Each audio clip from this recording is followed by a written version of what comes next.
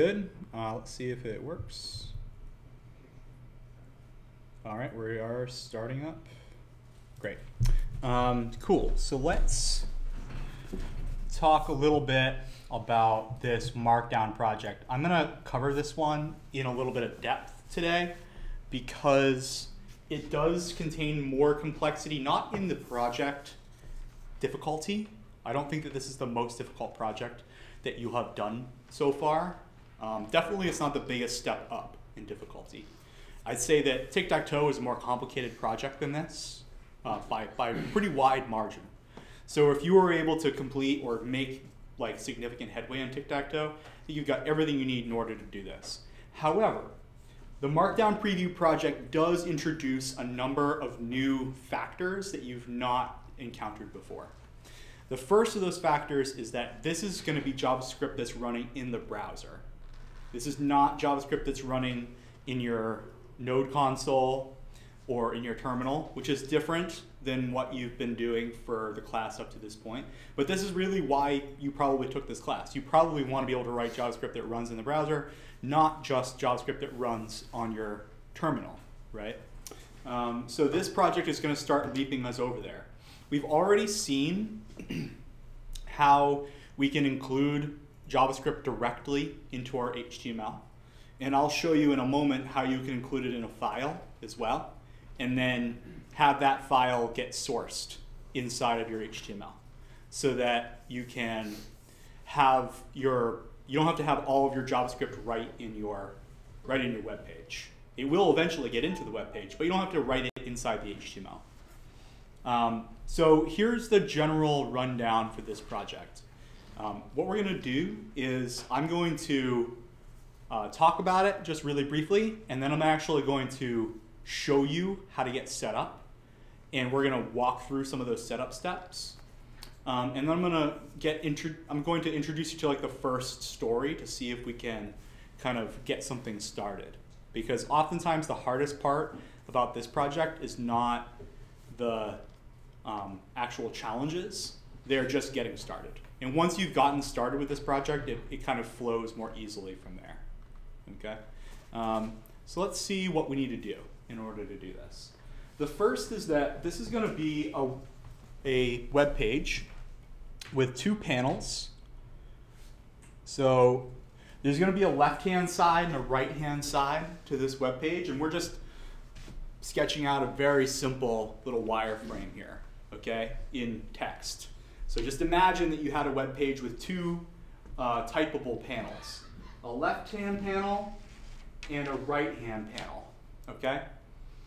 And imagine if you were to type some text into this left-hand panel, any text you want, okay?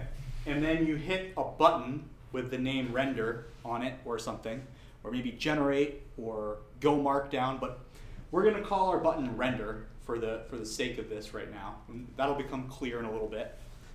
And then on the other side of the page, your text gets copied from this area over to this area, and it remains now here and here. So imagine you can type some text, you hit a button, and then you get the text on the other side. All right, that's sort of the simplest like phase 0 part of this project. All right, that's not the finished project, but that would be like, okay, I have a web page. I can type some stuff into a form field, or into a text area, rather, and then I can hit a button and that text appears in the other area of my page. Like, that's, all right, cool, we're making some progress. What we want to build here is not a text copying application, but it's actually what's called a Markdown generator, okay? It's a Markdown renderer, I should say. It generates HTML. So, all right, what do those things mean? Like, why do we care? What's this thing called Markdown? What are we talking about here? What Markdown is it is a shorthand text format for writing HTML. So instead of writing a header that's of a level 1, you could write a single hash symbol or pound symbol, and what will happen is that your Markdown renderer, which is a third-party library, not one that you write, but one that you can include in your page, will accept that text and turn that single pound symbol over into some HTML code. And I'll try to demonstrate that for you in a moment here, okay? So the idea is that we can write Markdown on one side, and when we hit render, our application will take that code, that Markdown, and it will pass it through a program that somebody else wrote for us. And then what we get out on the other side is HTML. And why would that be useful? Well, it's a little easier than writing HTML. And Markdown's a very popular text format for writing like personal notes or writing blog posts or writing comments. You might notice that inside of GitHub, when we leave you comments, sometimes we do little bulleted lists, or sometimes we'll bold something or italicize something. We're doing that using Markdown format. Markdown has become very common for like leaving comments in rich text so that you can have them be more like expressive rather than just be only plain text by itself. Okay. So any questions about that so far, Missy? HTML is hypertext markup language. Yeah, that's correct. Hypertext markup language. Markup and markdown. So what's the difference between markup and markdown, right? The word markdown was a joke on markup languages. And the reason why it's called markdown is because it's to the person who created it, it was a simpler representation of the most common bits of HTML. So instead of including everything that HTML can do as a shorthand, it only includes some of the things that HTML can do as a shorthand. And so you can create various size headers, various lists, either bulleted or dashed with sublists. You could create little tables. You can create text effects like bolding or italicizing or underlining or strike throughing. And you can have various headers. So header 1, header 2, header 3, header 4, header 5. Those are the common parts. Oh, there's one more, which is a what they call a pre-formatted text field. They're oftentimes used for writing source code. So when we write source code in our slides, like when I have our slides here, and I go to JS Intro, and let me come over to one of our lessons. Like we just talked about recursion the other day. So this lesson here with this bit of text, this is a pre-formatted bit of text. And we don't write this in HTML. We write this in Markdown. And then we pass this text through two things. One is a Markdown formatter, but the other is a syntax highlighter. And when the Markdown formatter goes through and emits a bunch of HTML, the syntax highlighter comes in and says, oh, this area here of this slide is JavaScript text. So I'm going to highlight that in a way that is more readable to highlight certain words and function names so that it's prettier to read and easier on the eyes when you're scanning a lot of code. If you want a good reference to Markdown, I think that we have, let me see if there's a link to let me see if there's a link at the bottom of this to Markdown, the Markdown language. Yeah, we go to the GitHub guide for that, and we're going to be using a library called marked.js for this. So GitHub has a very good cheat sheet for Markdown. They wrote this because GitHub, any comments that you leave in GitHub or descriptions of things can be in Markdown instead. So let me just blow this up a little bit, and I'll go through some of these. So Markdown is a way to style text on the web. It's a shorter format of text styling than HTML is. And we can do things like create headers or lists, block quotes, lots of like interesting stuff using Markdown.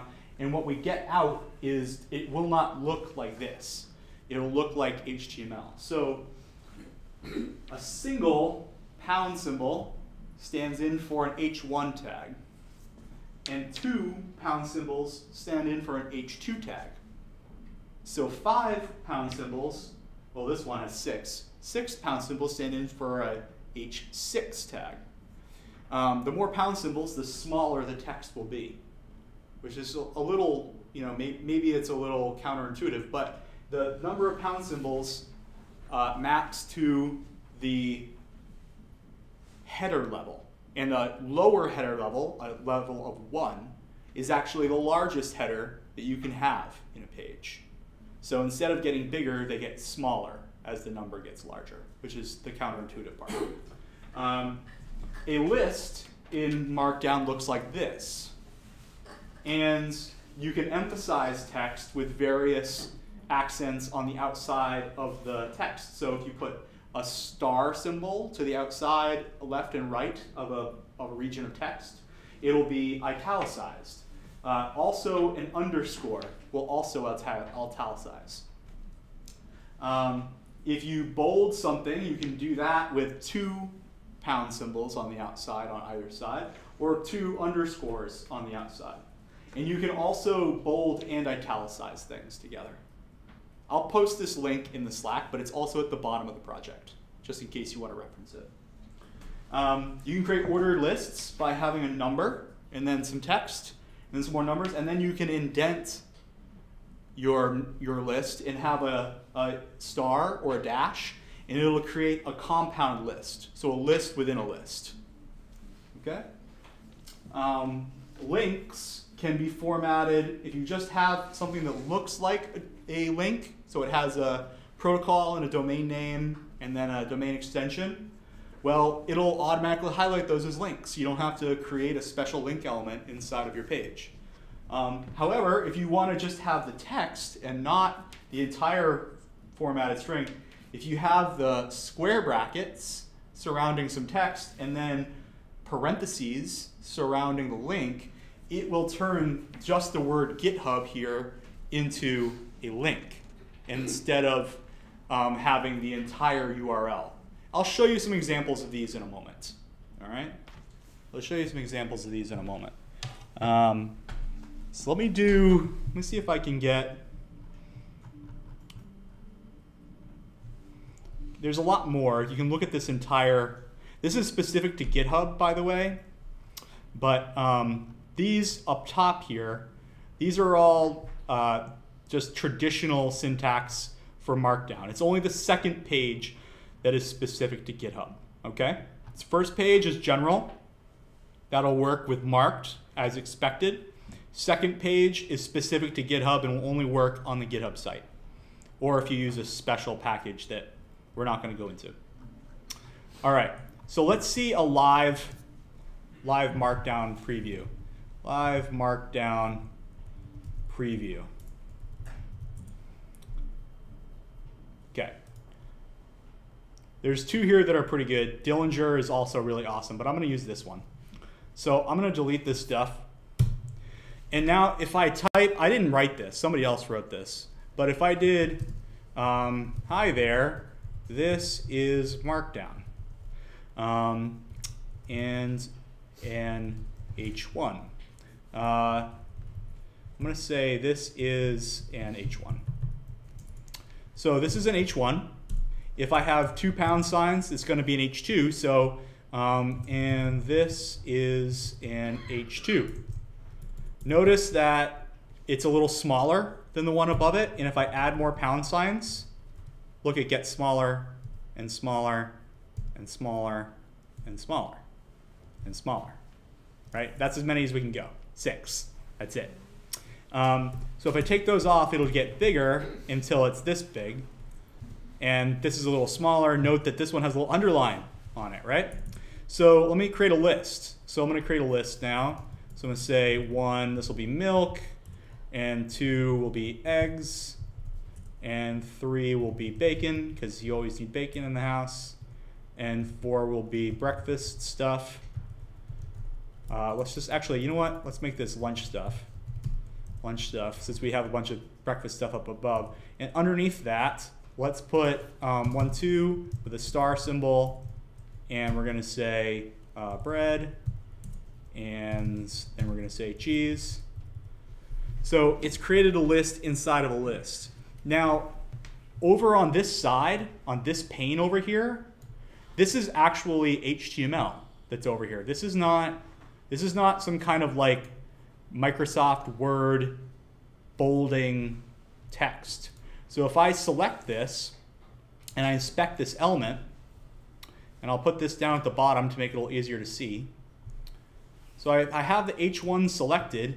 You note that it's an H1 in HTML. This text over here has been converted into this text over here. Now, this little application, the person who wrote this, I appreciate, this little application didn't require me to hit a render button. Yours will. And it's because it's going to be easier to first do it with render and then to do it maybe live later. So start with render, then maybe move to live editing later. But your marked.js library is going to convert your Markdown over here and turn it into HTML, and then you're going to have to inject it into this container. And if there's already HTML there, you're probably going to want to overwrite it rather than add to it. Because the nice thing is that as you write into this side, well, all you need to do is reconvert it into HTML and then spit it out over here. You don't have to worry about where the cursor is or which characters have been deleted. Now forget all that. Just regenerate the whole thing and stick it over there. Okay. Does this make a little bit of sense as to what we're going to try to achieve? I want to make sure this is clear. This is a part that a lot of people have gotten hung up on, so I just want to make sure like there aren't questions about this. So this is the goal. This is the end goal. Pretty much, this is very close to the goal. Yeah, it's very similar to what we're going to be building. I mean, follow our project, but keep this in mind when you're building it as like, oh yeah, this is kind of similar to this other thing that Josh showed me. Our application will be a little simpler, but they're along the same lines. All right. So let's close this down. I'll pin this for now. And let's go back over. I'm going to close this Markdown cheat sheet for now because that's in the bottom of the project. We have our Markdown Preview project here. Let's close this and put this over on this side. There's some setup we have to do, okay? Some technology we need to make work for this whole project to actually work together. One is that we have to know how to do some native DOM actual scripting, some native DOM scripting. We've been talking about that already. For this project, you do not need jQuery and you do not need React, okay? Those are not necessary. We're just putting these in here in case for a future class or something we teach it a different way. But for now, you're just going to be using what's called native DOM scripting, which is everything we've been talking about so far, about targeting elements, about listening for events, about setting up event handlers. That's called native DOM scripting. So if you ever hear that term, that's what that means. The other is that you need to be able to use some HTML. In particular, you need to be able to use an HTML text area. And that is a form element. I'll show you how that works. Maybe you've never used one of those before. We haven't covered HTML in this class. We assume some experience using HTML, or at least the ability to be able to look up how to write HTML. And if you need help with that, we can certainly assist you in where to go for those. But there is a really good set of lessons on Free Code Camp about writing HTML. And I recommend if you want to brush up on your HTML skills, that you tackle a few of those challenges, and I think you'll find that it comes right back to you if you haven't been doing it in a little while. The other is that you're going to need a Markdown rendering library. So what do I mean by a rendering library? What I mean by that is that a library is code that somebody else wrote that you did not write, but you're including in your web page. So it's just a tool that somebody else built for you that you get to use. And the one we're going to be using is called Marked, or sometimes referred to as Marked.js. Okay? And it's a third-party tool. Somebody else wrote it. It's free. It's open source. So you don't have to pay for it. You don't have to maintain it, although appreciation is nice for the author of this. And we can show you how you can get started. There's some good documentation on Marked, and we are also going to show you how to get started with this project. The other is that for this project, we haven't done this on our other projects, but for this project, we have a set of tests that you can run against the project. These tests are written in a tool called Cypress, which is also free and open source. And what this testing library is that it's what's known as a end-to-end testing tool. So it's designed to run tests against HTML pages with JavaScript in them, and then interact with the page as though it was a human being, like actually clicking on things and entering things into text fields, and checking for the results in your web page. So it allows you to simulate the interactions as a human with your HTML application, and then you can see if the application actually worked the way that the test expected. It's a really powerful tool, and I'll show you how that works. All right. So we're going to show some usage of this tool called Cypress today, but we need to do some setup first. So we're not going to have you clone this by yourself. If you go to the GitHub Classroom and you clone from there, that's what we want you to do. We want you to clone from GitHub Classroom, not to run this command by yourself. Because when you clone from GitHub Classroom, we get to see the changes that you've made to your project immediately. We don't have to ask you, did you make changes? Can you push them? If you make changes and you do git push, we will know. And then we can go ahead and review those and actually give you some feedback. So that's why we want you to do it from GitHub Classroom, rather than to get it from here. If you get it from here, that's okay. We can work around it, but we prefer it if you did it through GitHub Classroom. All right, and we need to do a little installation ahead of time. So I'm going to follow through with the instructions. I'm going to clone it from GitHub Classroom, just like you all are going to clone it from GitHub Classroom. And then I'm going to follow these instructions here. I'm going to install some tools, the tools that are going to be part of this library. And I'm going to do that by running these commands. So I'm sorry these are coming through as kind of gray on gray here, but I'll try to type them into a terminal that's a little bit clearer so that you can all see it as I work. And then I'm going to start up the application, and this is a little different than what we've done in the past. I'm going to use a command that a tool called npm, which comes with Node. When you've installed Node, you have npm installed already. It comes with it. But when you run the npm start command, it's going to run your application from a web server that's running on your machine. So it's going to be like it's running on a web server on the internet, except for it's going to be running on this location, which is localhost 8080. I'll explain what that is in a moment. But this is a address, like we talked about the other day with DNS. It's just that every computer knows where the address localhost is, because that is the computer itself. So it's sort of like, that scene in a horror movie where it's like the call is coming from inside the house. Localhost is that.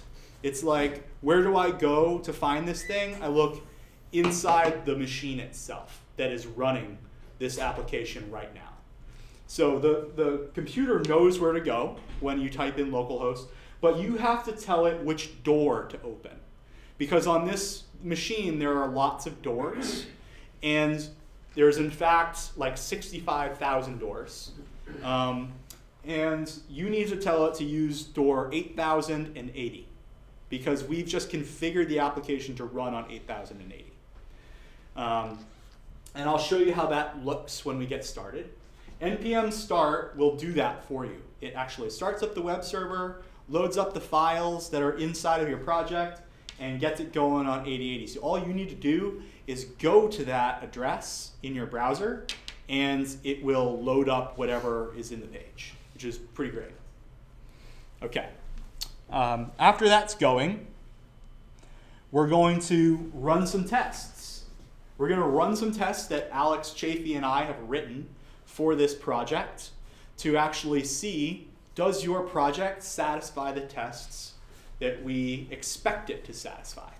And you can run those tests with Cypress by using this command. And this is a lot like npm, but it's not the same command. It's npx.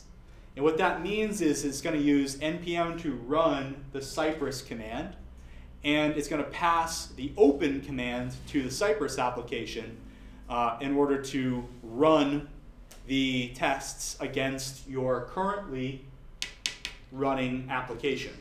So this is like, we're running an application, and then we're going to run a bunch of tests. That's our another application that's going to actually talk to our running web server and check to see, is our program doing what we expect it to do? All right? So when we run those tests, we're going to have a little window that will eventually pop up, and I'll demonstrate this. And one of the buttons is going to say Run All Tests. And we're going to click on that button that says Run All Tests. And then a bunch of things are going to be red, and it's going to be scary, and there's going to be errors all over the place because your program that you've started running here does not satisfy the tests. All right? Because you're using a template, you're at step 0 of some number of tests, and you haven't yet implemented the code to actually satisfy these. So I just want to warn you, when you first run Cypress and you see a bunch of red text and output in there, don't be afraid of it. It's just telling you that the tests that we're running, they don't work yet. We're going to need to make them work.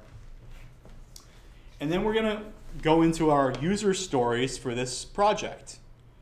And the user stories are that we can get our app to run. Then when our app runs, the following elements should exist on the page. There should be a headline, an H1 element containing the text Markdown Preview. There should be a text area element with the ID source. There should be a div element with the ID preview. And there should be a button element with the ID render. So before I go too far, I'm going to stop on this story and start walking through this as though I was one of you and I was getting started for the first time. Okay? Because, like I said, there's a bunch of setup here, and then once we get to this page element story, which is the first story, things start to kind of fall into place. So let's go through that, and if you'd like, you can follow along with me, or you can take notes while I do this, and then you can do it on your own later. But what I do want to do is at least try to get to this story with everybody or most everybody in the room, so that if there are problems, if there are errors that pop up as we're running the program, that we can like iron those wrinkles out now, and we don't have to have people struggle and be frustrated over the weekend without somebody here to like tell them, oh, you didn't run this command, or oh, you just forgot this step, right? So I want to be able to make sure that we can cover that stuff before we get, off for the weekend. So let's do it now. I will come over here and get this going. I'll come back up to the top. We've already talked about what Markdown is, so we don't need to continue on with that. But we need to get set up. And to get set up, I need to get the Slack link, which is this link here.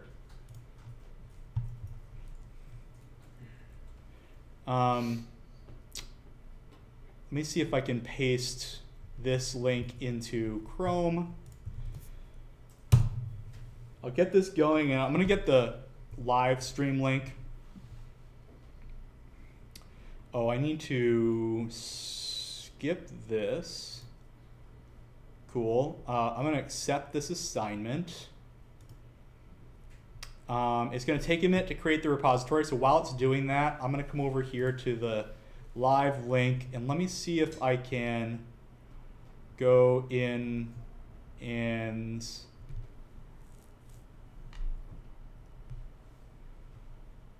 let's see here. Something's going on with the streaming. That's a little bit of a bummer. Let me see if I refresh this, if I can get to the link.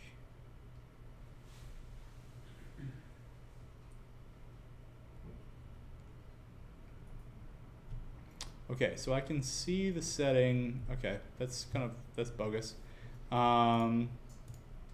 See if I can get to the ID for this really quickly.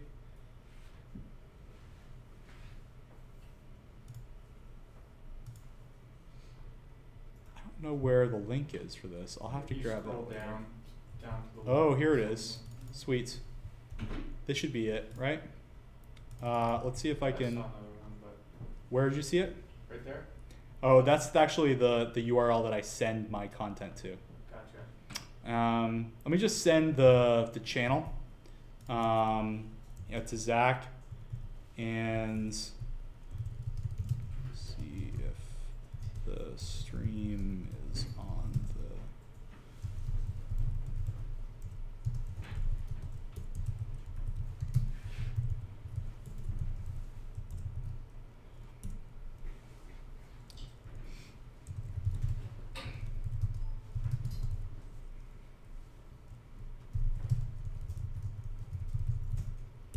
Okay, so something's going on with this for everybody else, but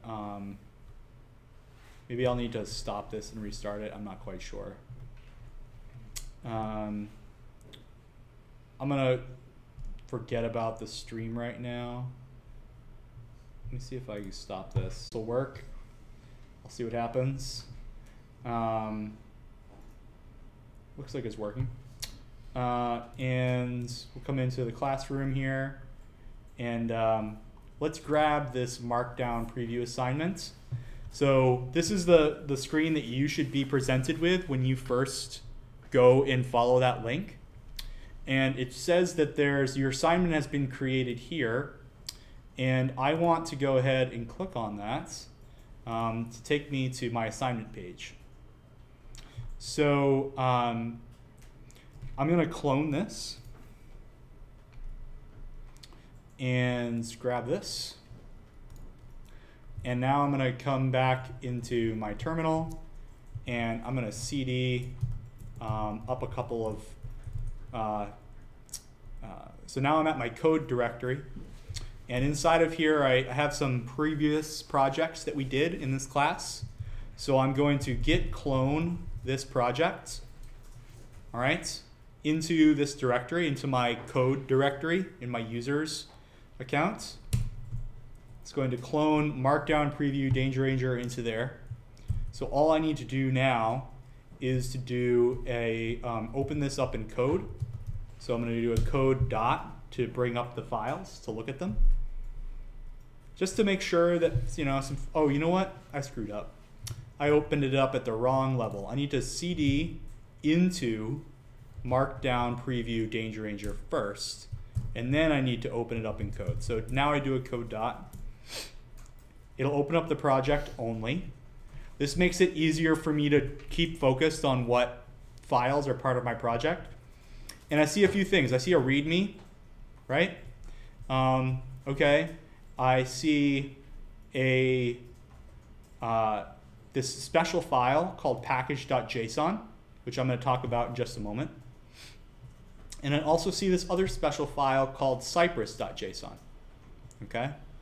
So let's make note of those files. I'm going to come back to them here in a moment. I'm going to come back to them in a moment. So let me open up the package.json so that's there. Before I get too far ahead of myself, I need to remember that I have not finished the instructions. The instructions are that I need to pull this project, I need to clone it, and then I need a cd into that project, and I need to run this command, npm install -y. So let me go into my terminal and do npm install -y, which is what was in the instructions. And this can take a little while, and I'll explain why. It takes some time to download all of the requirements for this project. And one of the reasons it takes a long time is because one of the requirements for this project is this Cypress testing library. And Cypress is a pretty big project. It actually includes its own web browser. So it includes a version of Chrome that's designed for this particular task. And that's why sometimes it can be a little while to download it. But you all should be able to download it. Even with all of you downloading at the same time, it might just take a couple of minutes. I'm already at 10%. Once it's been downloaded, however, it's going to finish unzipping Cypress, and then it's going to complete the installation. So if you haven't yet, before we get too far, go ahead and grab the project from GitHub now, which is the project for you. It'll say Markdown Preview and then your username instead of Danger Ranger. Do a clone like I did. Okay, hang on. That's Yep. where I jumped the track. That's where you jumped the track. Like I did. That's where I jumped the track. Okay, so remember that to get here, Yep. I did a git clone with Oh, the basically. URL of my project. All right. And I did that inside of my code directory. So I was in my code directory, I typed git space clone space, and then this URL, which I got from my project by doing this green button that says clone or download, and I just copied it using this clipboard icon here. That'll copy it to your clipboard, and with this, it'll copy this entire URL to your clipboard. And then when I go back into my terminal, I pasted it in to the right of the words git space clone. That's going right to the code, the top level of the code directory. We're not making a subdirectory there. It makes a subdirectory called Markdown Preview Danger Ranger, or for you, Ray, it would be Markdown Preview Ray, or whatever your GitHub username is. Okay? That's how clone works. Yeah, Sue. I'm getting an error that it's not happy with my SSH key. It looks like Okay, if you switch to HTTPS, then it will. Use HTTPS for the clone. What you probably need to do with your SSH key is you probably need to enter a password in order to use your SSH last time key. I did that, it prompted me. This time it's saying it's not even prompting me. Interesting. Okay, well I can help you with that error then. All right. But for now, if you use the HTTPS, I can help you with that, and we can debug the SSH later, if that's okay. Yeah, that's fine. Okay. Anybody else having an issue with this?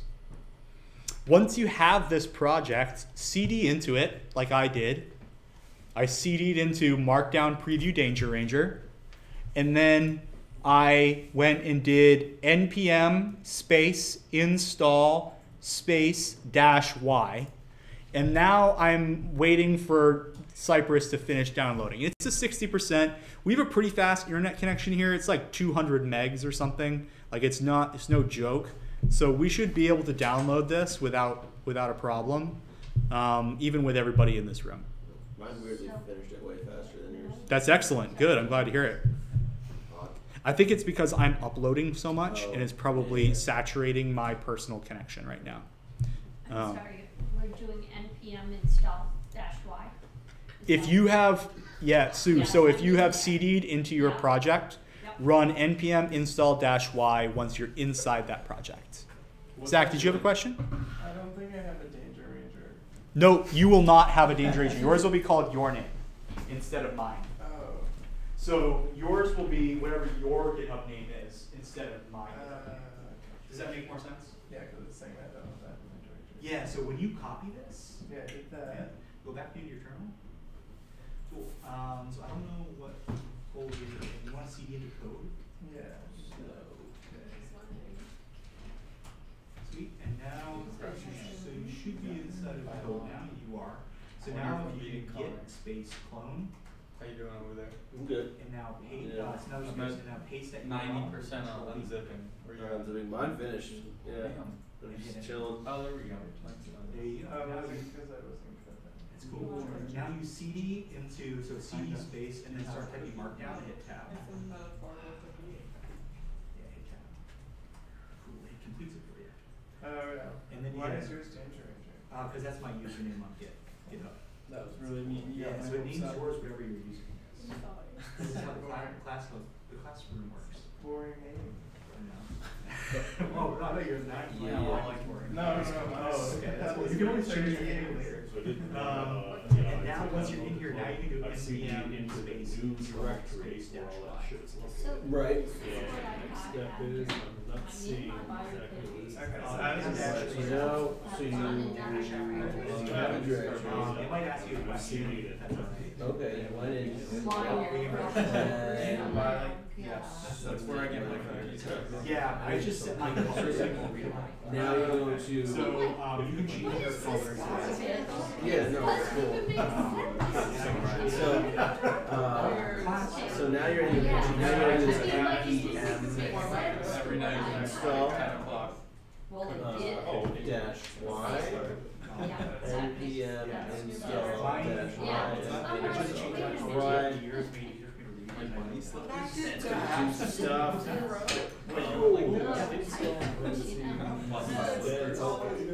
So this thing is. Then you go into Windows, then you do that little manage setting. It's gonna do a thing. Once that gets the end, it's gonna download a big file that takes like 5 minutes, and then you'll be working. Yeah, it's gonna take a couple of minutes right now. It's Cypress, and it's just Cypress includes the full. Cool. We're also trying to get a big package. It includes like a custom version of Google Chrome that runs the test.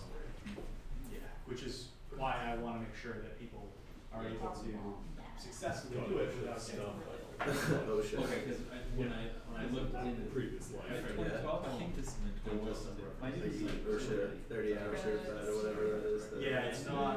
It does have. It tells. So what you're doing is you have a set Mine like at a the list time, of things to though, get I didn't know it. she was OSHA certified. That's I didn't have to work with a bunch of people who were like OSHA 2012. certified. And now you actually have to go through Point the nine, that's what you said. So it's actually. Industrial. Oh, nice. Yep. Yeah. People standing in front of aluminum.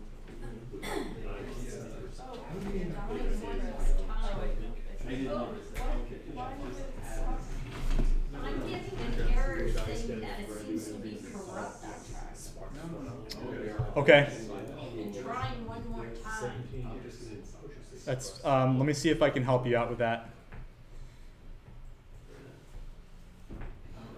Zach, you click that watch button, top right, what happens? I'll find out. Oh, it says watching.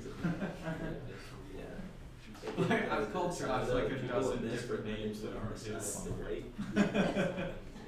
No wonder he's not answering yet. Just like something hit that. That stinks. Something's going on with the live stream. I don't know. Well, no, I've got Yeah. Okay. a bunch of junk. Yeah, my stuff. Try one more time. Markdown preview, no repository. Mine just exploded. Yeah. No, I didn't know how to do it. Maybe too many of us. Are you No, I got that. At the end. Yeah, I got that too. yeah. The operation was rejected by your operating system. Oh, is that what it is? And yeah, at the very end of Where I was the, wearing goggles for hell, but I feel like. I didn't get that. So That sounds dangerous. yeah. Yeah, I wrote that one down. Those sorts of things are like, okay, wait. So you said that once we go to It might. I can come over and show you what I mean by that. Yeah, helmets are so expensive. Yes, they're more expensive. Okay. Mine is almost done.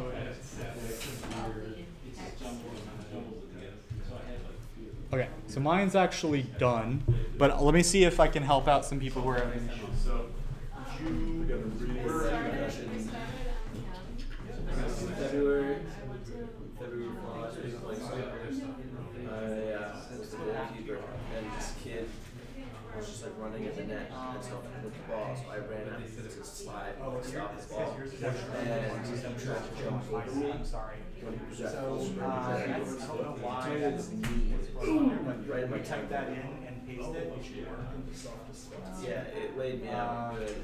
I actually didn't lose consciousness. I guess I did a little bit, but I wasn't like out cold. But there's only a couple minutes left in the game. Finished the game, and yeah, I was like sorry, but I was like I'm fine. I don't think. And you know, 2 more minutes going, and we're on the field. And on my way home, my vision started to like go out.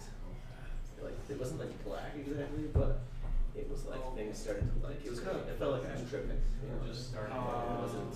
And oh, I know why. yeah, I know very much like I was tripping. Things were like moving. I couldn't read words. Lines like you try to read like a whole event. Here's my roommate. And I will Your brain was tripping. Yeah, and it was scary. Yeah.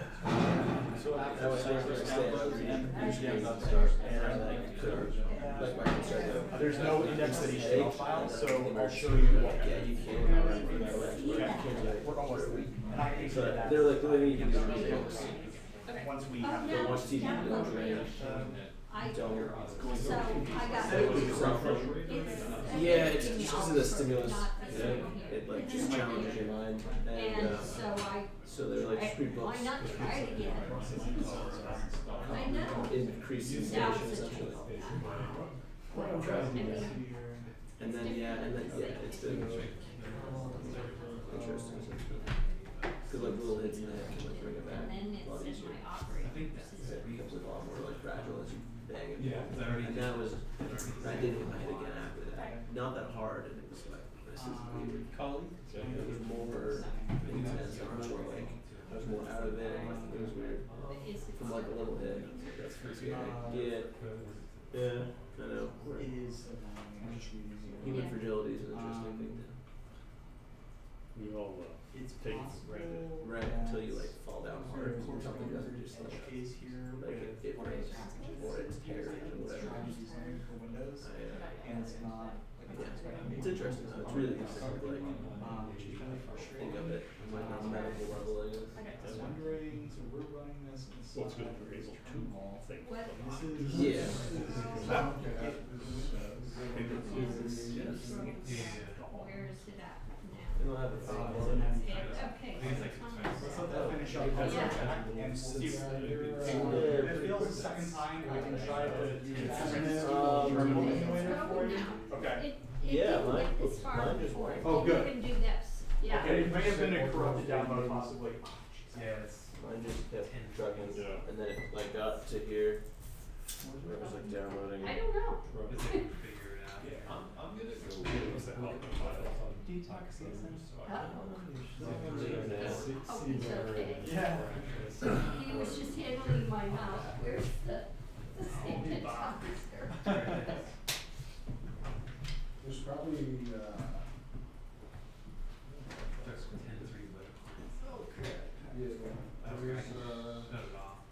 Sorry, I kicked you. Next time I'll kick you harder.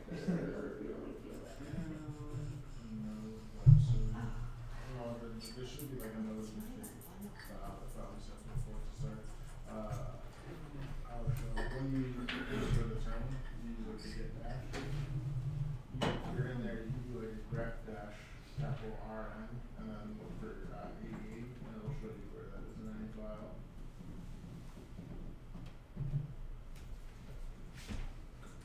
Yeah, grep dash capital R lowercase n. See that Paul Manafort got sent to the other day? I saw a news thing on the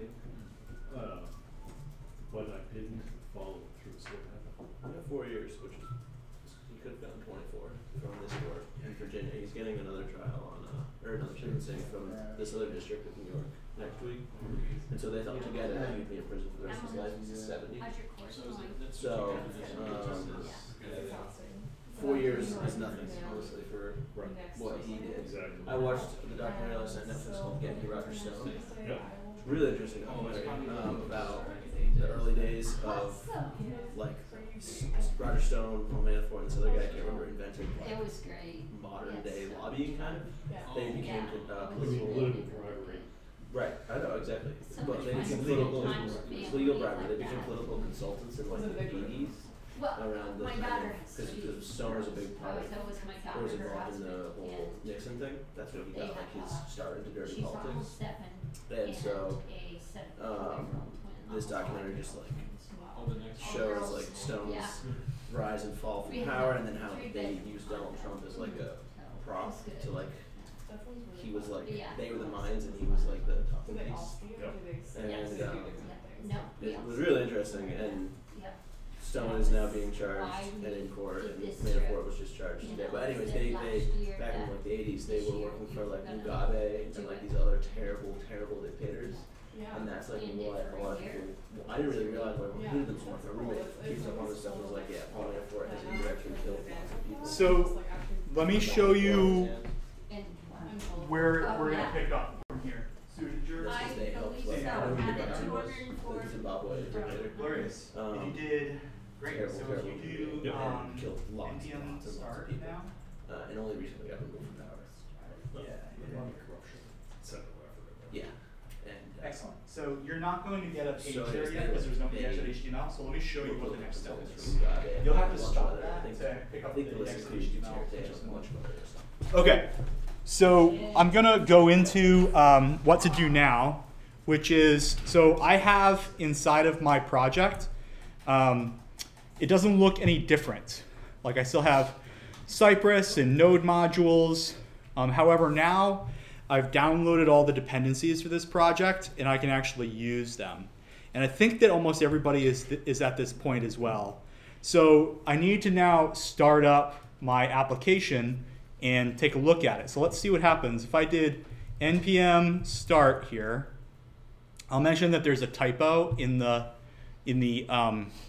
instructions. It says go to localhost 8080, but mine is serving at 127.0.0.1.8080. So I want to let you know that that's actually a different address than localhost. However, it's still on your local machine. That is the IP. That is localhost. So so depending on your operating system, there's slightly different interfaces on your network card. Oh. So I just want to be clear that like, I know it seems like it's the same, but to a computer that is trying to route to that, you can sometimes it sometimes doesn't work. It depends if you're Windows or Mac, or it depends on how you set up your routing to work on your machine. So it's very specific to each person's computer, and that's why I can't give you a hard and fast answer on why it would work one way versus another. So anyway, it's serving at this address. So let me try to go there and see what happens. This is where a few people left off. If I go to this address, I find not found. So what is my browser looking for when I go to a URL? What's the default file that it tries to load when I go to a URL? Does anybody know? It's index.html. So this is trying to serve index.html, but if I look up inside of here, you see how it says / and then it gives me a code of 404. Missy asked the other day about error codes. A 404 is an error code that has to do with something not being found. This is a 400 error. This is a status code that's in the error class, and it's looking for /, which means it's looking for index.html, and it doesn't find one. So why don't I add one right now? I'll add an index.html using Visual Studio Code. I don't have one inside of my directory here, so let me make one. I'll say index.html, and inside of here I'm going to use that exclamation point trick that Bob mentioned earlier. It's going to expand it, so I hit tab to expand it, and I have to hit tab a couple more times until my cursor is inside the body. And now inside the body, I'm just going to say hello world. I'm just going to say hello world with an exclamation point to see if this works. Let me go back to my browser and see if this works. If I refresh again, it says now hello world.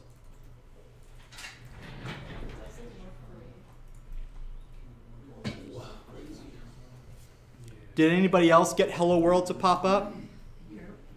At least one other person. One other person. So we just need to.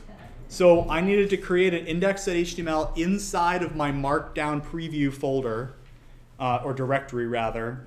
And inside of there, I used the exclamation point to fill in the page. And then I went down into the body area and I just typed the words hello world. This is just to see if my page gets served, which it did, because I can actually see it in my browser. And if I look at my terminal, I see that it requested / and it got back a code 200. It got back a code 200 down here at the bottom. So I know that a 200 is a success in HTML status codes. I just know that from my memory, but I'm telling you now, a 200 is a success. So given that the browser gives me an index.html page with hello world and my server says 200, I know that things are working as they're supposed to work anyway. They're not perfect yet, but they're kind of getting along there. And so now I can start following the rest of the instructions. So is anybody having a problem with this, with getting this index.html to come up? If you are, with hello world, and it's not working for you, please put your hand up, I'll come and help. Or we'll have Bob or somebody else come and help you. So, quick question, Josh. Yes? Where are we actually telling it to host this on localhost 8080? That's a good question. So why does this work? What do you need? The reason that this works Starting 5. is if we look at package.json, inside of here, when we run start, which is what npm start does for us, this start here runs this special command, npx static. Static is a package that we've included in this project. That package is called node static. And node static is running from inside of this node modules directory. If I go down to node static, It made it when you downloaded your. it's this project here. And inside of node static, there's a bunch of code that we're using. So node static is actually what's running this application. So I don't quite know how node static was written. That seems like, it seems like somebody else did a lot of work for us. So why don't I actually go and take a look at that web page? Take a look at this web page. I'm going to close this and open it up in Chrome. This is the package that we're using to run this web server for us. Node static is hosted on GitHub. And if I come down here, I can see that it does a lot of stuff for us. It serves files, and we don't have to actually write the code to make this work. It just works if we use this node static app command. So let's show you how that works. If I stop this, what npm start is doing, okay, is npm start is being translated into node static period. That's what it's being translated into. I know that because if I look at my Visual Studio Code package.json file and I look for the start script, I see that it runs npx static, which is, it sort of allows me to access this static package that's in my directory without my having to know where it is. It's somewhere inside these folders. It happens to be right here, but that's not important. What's important is that Node can find it for me when this application is run. So let me actually change this from Node over to npx. It is using Node under the covers, but this is the actual command it's running. So let's get rid of the npm start thing and just run this. npx static. Oh look, it says serving dot at http 127.0.0.1 port 80. So npx static with a dot is the same as running npm start. They're doing the same thing. And that is a little bit confusing, so I'm glad that that was asked. And maybe what I said cleared things up a little bit. I don't know. Hopefully I explained things. The reason why we're using somebody else's code to do this for us is Node.js does not have just like a web server built in that we can just do a single command and have it serve stuff for us. We actually have to write a bunch of code to make that happen. And so instead of teaching you all of that code before we could do anything, we decided to use a package that's very common and popular. And Node Static is that package that's common and popular. And you can use it just like we have set up in this project. Ron? So I noticed, you know, after I downloaded all that stuff into the project, the Cypress stuff. Yep. When I do get status, it says there's nothing to, you know, there's no like things to add. Yeah. So I take it that this project is configured to use this node or the Cypress stuff, but not treat it as an upgrade to your project. It's just sort of. Yeah, you don't track those files because those files are in a folder that we've ignored. So you guys have some kind of entry in the project to start with when you clone it that does it? We have a gitignore file that does that.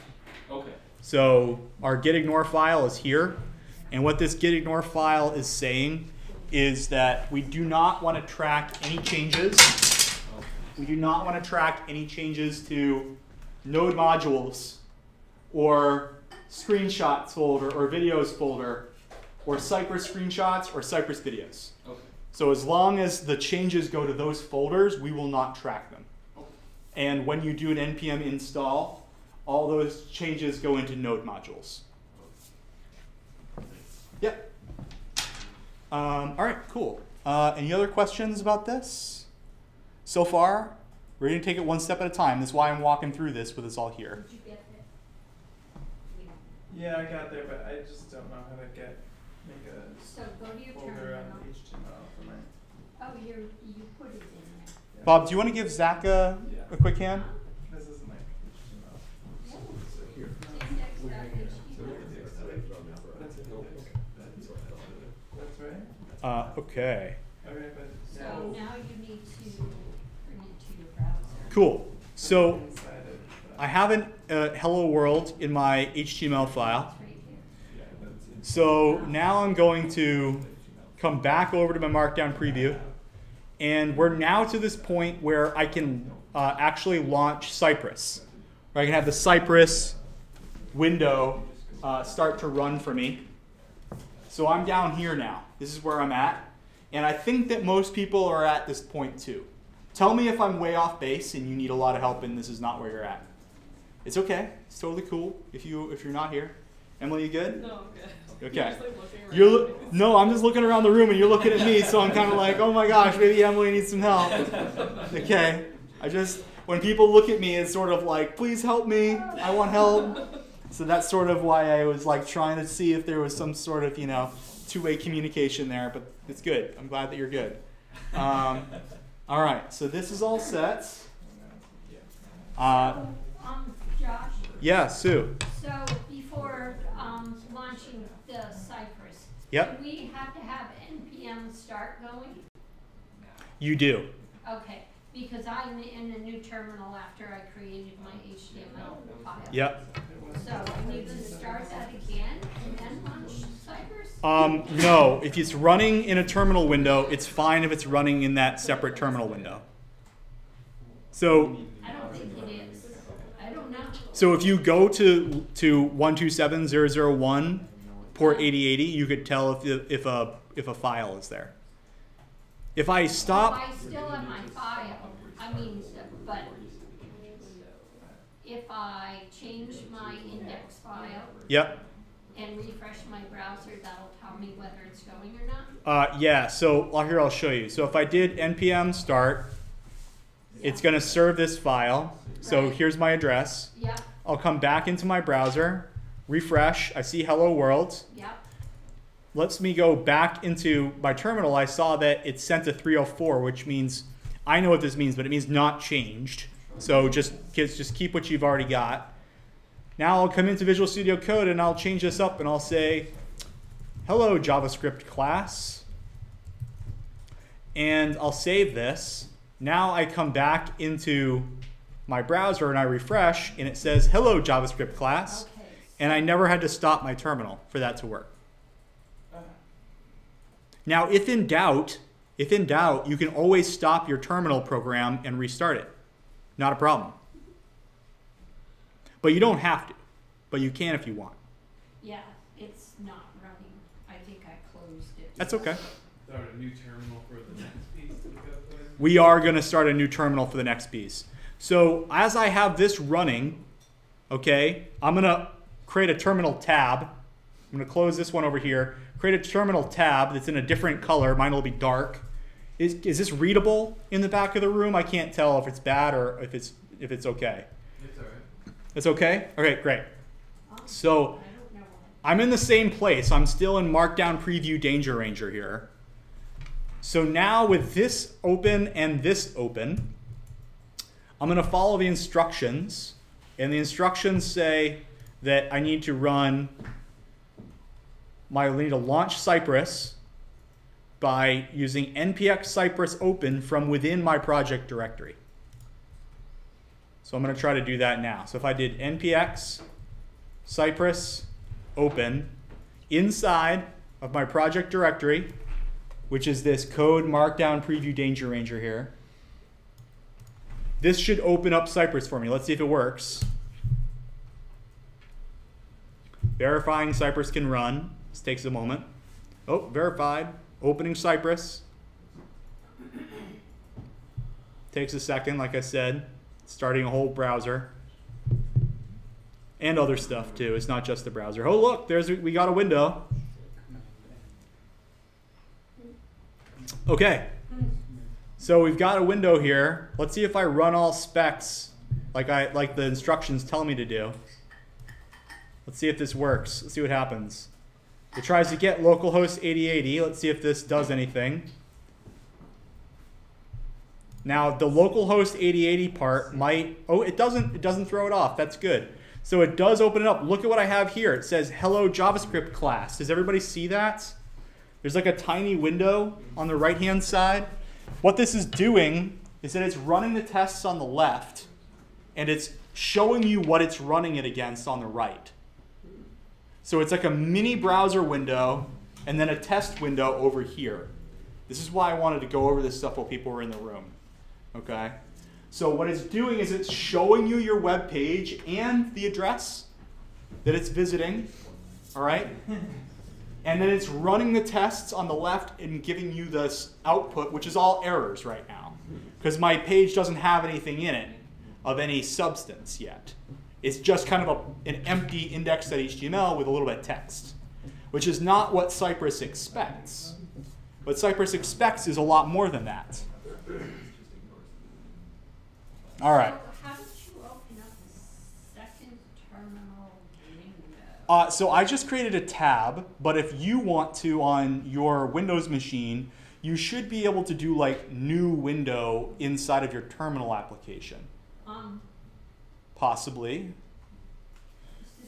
Oh, I sent it up. Do like a right click possibly and then. It gives me that Cool. option. Excellent. So it did work? Well, and what's the command name? Uh, Sorry. NPX. So yeah, you need to make sure that you're inside of your project directory. Excellent. And then once you're inside of there, you can run npx space cypress space open. And it might take a moment to get going. Okay. So here's all of my errors. Here's all my errors. But look, I have one thing that actually passed. Successfully visits the home page. That's actually really great. It tells me that Cypress did in fact get going. You have to remember how much stuff is happening under the covers in order to make this run. Now that you're all programmers, you start to get a peek about that. You start to realize like, oh gosh, like Computer programs are actually, there's a lot going on here. So it successfully visits the home page. That was the first test. The second test it tries to do is it says, has a headline. Do we have a headline over here? No, we don't. We don't have anything in there at all. So what we need to do now is we need to go and actually follow the instructions again and look at the first story. And the first story inside of here is that we need to say, given a running app, which we have, then the following elements should exist on the page. Headline, an H1 element containing the text Markdown Preview.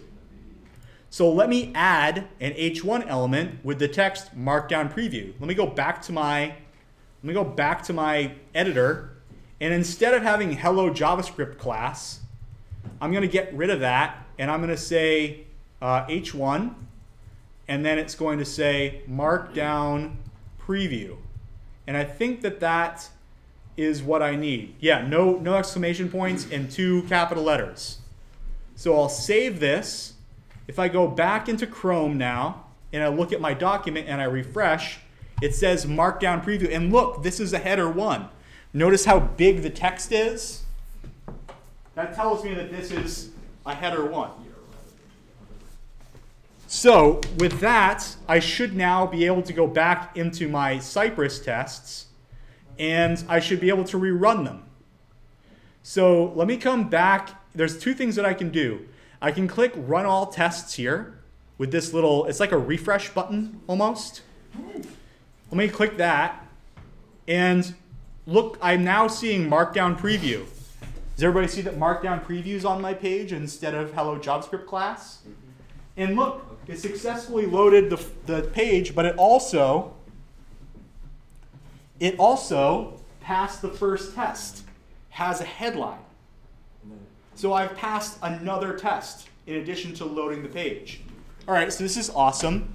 So if I just keep following the instructions, maybe I can pass more tests. The next one is has a source text field. Has a source text field. So let's go back into our instructions and see what that says. So it says the second test is source, a text area element with the ID source. So that means if we come into our editor here and we create a text area like we created in H1, a text area, and now we inside of here add an ID, and that ID equals source. Well, that's our text area with an ID of source. So let's look at what our page looks like here on the browser render. We refresh. Oh, and look, we get a little text area. And I could type in here, hey look, I can type. Right? Sue, I'll come over and help you in just a second. I'm sorry. That's okay. So I can type some text in there, and now if I run my tests, let's run those tests again. So I'll refresh it, run all tests. It says has a headline. Okay, that passed. Has a source text field. Note that mine does not have that. It doesn't have my input text. This is not the same page as is this page that I'm running over here. There are like 2 different browsers viewing the same page. So they have different state. Even though they're being served from the same server, they have different state. This one doesn't have the text that I wrote in the other one. So now I have 2 tests running. Has an element and has a source field. Something I just did by accident, but is kind of nice, is I can click on the test and see what the test is actually doing. So I can say that, okay, it needs to visit slash. It needs to visit slash, which we know is our index.html. Then it gets the H1, and that's the actual test.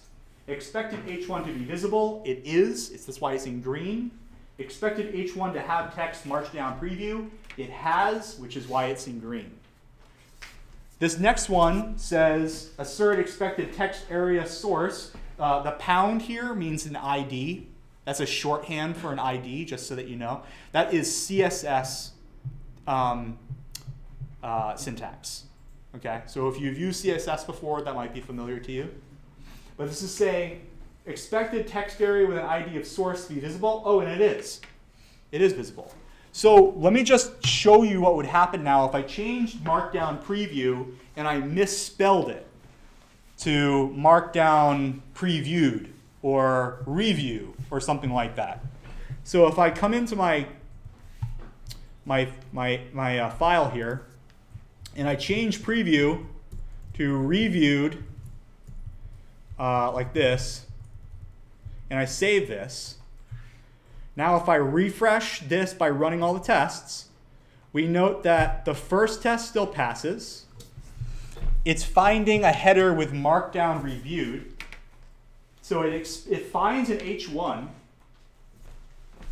but what it doesn't do is it doesn't find the text inside the H1 with the right content. And it tries to tell me that. It says expected H1 to have text Markdown Preview, but the text was Markdown Reviewed. So it's trying to be helpful by telling me what it expected and what it got. Okay? In human language. This is why we try to use Cypress for this class, is because it's a testing framework that, once you get used to it, is actually quite helpful and useful. But the next test has source text field. That one passed. So a single failure won't fail all of your tests. It'll just fail that one test. And then the rest of the tests will pass if they don't depend on a prior test, which tests should not do. Okay? So I'm going to actually finish this story now. I'm going to add the other things. Sue, did you get straightened out? Do you still need a little help? Yeah, I didn't Okay, I just wanted to make sure we got you squared away. Yes, I know. Okay. I'm going to finish this story now. I'm going to come back into here. I'm going to change this back over to Preview. I'm going to go back into the instructions and follow them. It says I need to have a div with an element of the ID preview and a button with the element ID render. Let's add those to my HTML now. So let me do a div, and this has to have an ID equal to preview. And now I need to have a button, and that has to have the, was it the ID render or the text render? ID render, thank you very much. ID equals render. So, and I'm going to add the text render to it as well. I'm going to say render here. So just so that it has some text in it and it's not just an empty button. So let's see what this looks like. If we come over to our page and we refresh, it looks like this. Where's our div? Why is our div hidden? Why is our div hidden? Anybody know? Nothing in it. Oh, there's nothing in the div. Yeah, a div's just a container, as Ron says. So if we had some text in our div, I just want to show you here. Here is some text. We refresh. Oh, look, there's our text. So the div, just so that everybody knows who's not aware, divs shrink to the size of their content, or expand to the size of their content. So if their content is 0, they shrink down to 0. They shrink down to 0, which is really confusing when you're looking for something that you expect to be there. You can fix that with CSS. You can fix that with CSS. And maybe I'll try to show you how to do that. But the problem is that I am rapidly running out of time on this. Let me see if I can run this. And look, our first 4 tests all passed. Has a headline, has a source text field, has a preview area, and has a render button. They all passed. And if I look at what the code is trying to do here, maybe you've noticed it's trying to enter in Markdown. You'll probably be able to see this better on your laptops rather than looking at my tiny little squinty projection here. It's trying to enter Markdown and then click on this button. And right now, my code doesn't do anything. It doesn't do anything. So how do we feel about this? I'm trying to kind of ease you into this project because these first few steps are really tricky. And I want to make sure that people don't get hung up on them and then get really frustrated. The next steps for this project are that, and when we've laid them all out, are that you need to render the text, and you need to do that using this marked library, okay? So notice that our first story is that given the user enters some text in the text area, when the user clicks the render button, the text is just copied. Just copy the text right over into the destination render div. The render div is where you're going to want to put it. You're not going to put it, somewhere else. It's just going to go letter for letter right into the render div. And then after you've gotten that to work, follow this render markdown instruction that tells you how you can include the marked library into your actual page so that it works. Okay? So you can use marked here as a library to be able to render the markdown that you get from the tests and actually turn it into HTML and then spit it into the render div. Okay, so because we had some people who weren't able to watch this live stream because it looks like the live stream, like YouTube's live stream, like crapped out or something after the break, I'm going to record this again as a live tomorrow morning, and I'll upload it again so that you have all of this as a video that you can watch. Now, I'm not going to do the whole project, so I don't want you to think that I am going to do the whole project. I'm only going to do the first story, but that way you can at least follow along, and if you get lost anywhere, you can kind of pick up where you were in the video. Okay? Is that going to be okay for folks, do we think? Show the code that you have up there. Oh, yeah, sure. So far. In here? Yeah. Yes. That's what I have so far. Okay. So it's just these 3 elements in the index.html page. 4 elements. My brain isn't working, it's late. This is why I have like tea and sugar and stuff before I do these classes. I swear, I got like 9 hours of sleep last night. It's just these things. Lucky you. Yeah. Well, I nice. I fell asleep super early, so yeah. All right. That's my button. I got it, I guess it's just terms are good for you. Yeah. Like leaving that. Yeah. That was legal. That's my. Don't need to